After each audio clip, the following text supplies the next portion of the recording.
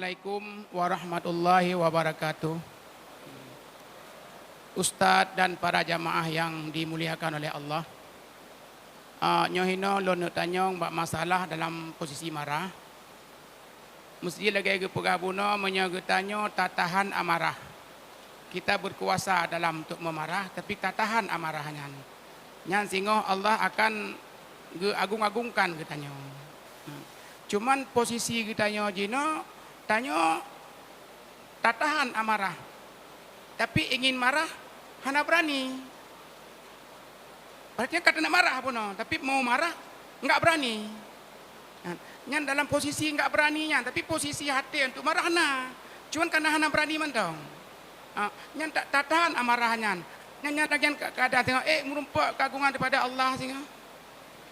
Okey, terima kasih. Assalamualaikum warahmatullahi wabarakatuh.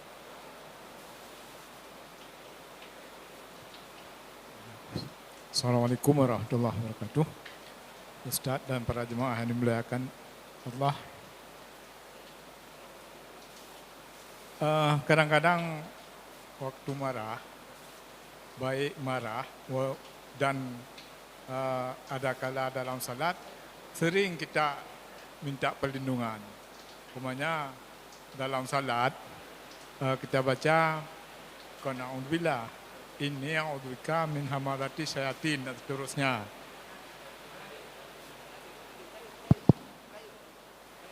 Berayu. Umpamanya dalam salat sering kita baca perlindungan. Contoh Allahumma inni a'udzubika min hamalati syayatin dan seterusnya. Tetapi tidak mempan. Itu apa salahnya, Ustaz? Assalamualaikum warahmatullahi wabarakatuh.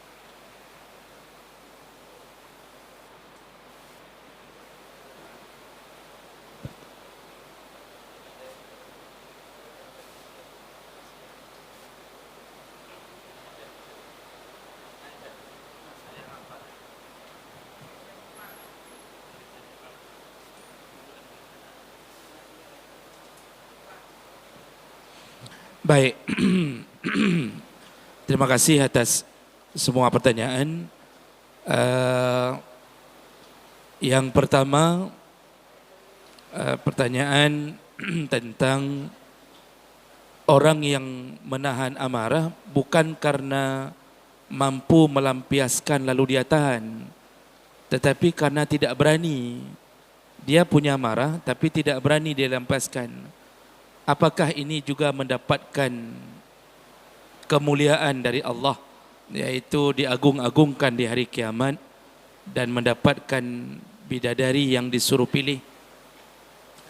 Bapak Ibu yang Allah muliakan, tidak berani melampiaskan amarah itu posisi orang yang memang lemah, ya, posisinya lemah.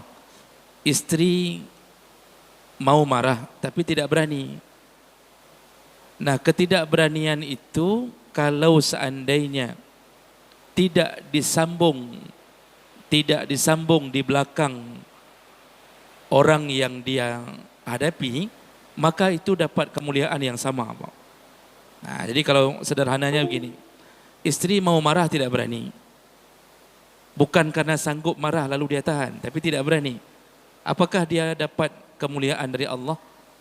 Dapat, selama setelah tidak berani itu dia tidak melampiaskannya kepada orang lain. Jadi dia hanya tidak berani pada suami tapi dia bunuh anaknya. Kan sering kejadian, Pak. Banyak orang yang tidak berani sama suami.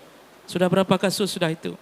Tidak berani sama suami tapi dia lampiaskan pada anak. Itu baru yang tidak dapat. Bahkan dia dapat laknat dari Allah.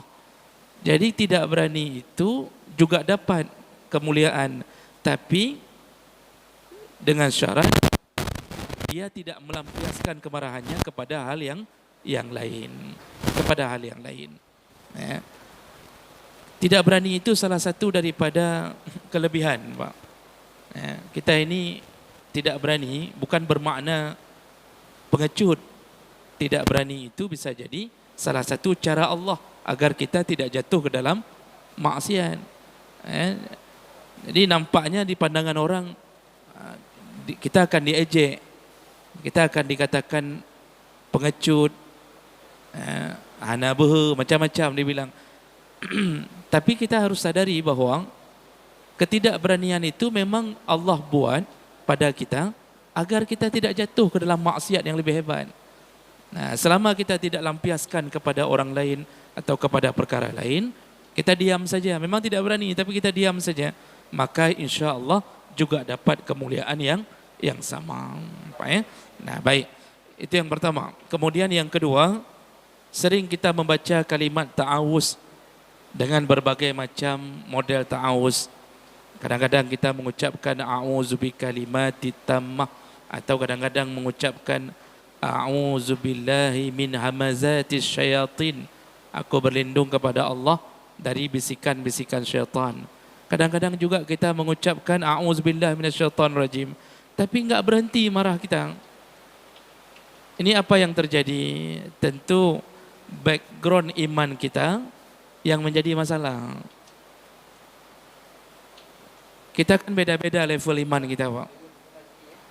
Ada orang yang enggak pernah solat. Ini sederhana, contoh sederhana. Orang enggak pernah solat, tidak dekat dengan Allah, tapi pas ikut pengajian, pas dapat materi itu. Jadi misalnya dia enggak pernah ikut pengajian, tapi malam ini terpaksa ikut karena hanya kedebit ujian misalnya kadang-kadang. Kan? Atau mobil terjebak, enggak bisa keluar. Tahu dia ilmu itu, ternyata kalau marah baca auzubillah. Contoh. Tapi dia solat bolong-bolong, amal soleh bolong-bolong, banyak maksiat. Ini mempengaruhi. Makanya kadang-kadang ketika kita ucapkan kalimah itu enggak berpengaruh. Karena selama ini kita 90% memang sudah terbina dalam keadaan iman kurang bagus. Itu penyebabnya. Makanya nanti kalau enggak mempan dengan a'udzubillah, yang harus diperbaiki pertama apa? Gaya hidup kita. Gaya hidup. Ini sama dengan, contoh begini Pak, sama dengan orang yang tiba-tiba membaca ru'yah di hadapan orang kesurupan. Orang yang baca ru'yah ngaji enggak pernah, salat enggak pernah, tiba-tiba istrinya kesurupan, dia baca ru'yah. Begitu dia baca ayat kursi, diulang sama orang kesurupan ni, nyan 2 harakat, kata syaitannya, ini 2 harakat, itu baca hanya salah. Enggak ada efek, malah diajarkan oleh syaitan. Kenapa enggak ada efek? Karena enggak jadi amalan. Selama ini ngaji enggak pernah, salat enggak pernah, tiba-tiba kita ru'yah orang. Begitulah kira-kira bayangannya, Pak. Jadi yang paling besar kekuatan adalah ketika sebelum bertempur dia sudah latihan duluan. Maka a'udzubillah itu paling kuat berdiri dan mengusir syaitan. Ketika sebelum marah kita memang punya iman, punya amal saleh untuk mendukung itu. Jadi tidak begitu saja menjadi penyebab turunnya amarah. Ini yang Nabi ajarkan baru satu. InsyaAllah minggu depan kita detilkan. Nanti ada sambungan. Kalau enggak sanggup dengan a'udzubillah, maka nanti disuruh dengan level-level berikutnya. A'udzubillah itu serangan pertama. A'udzubillah itu serangan pertama ketika kita mulai marah.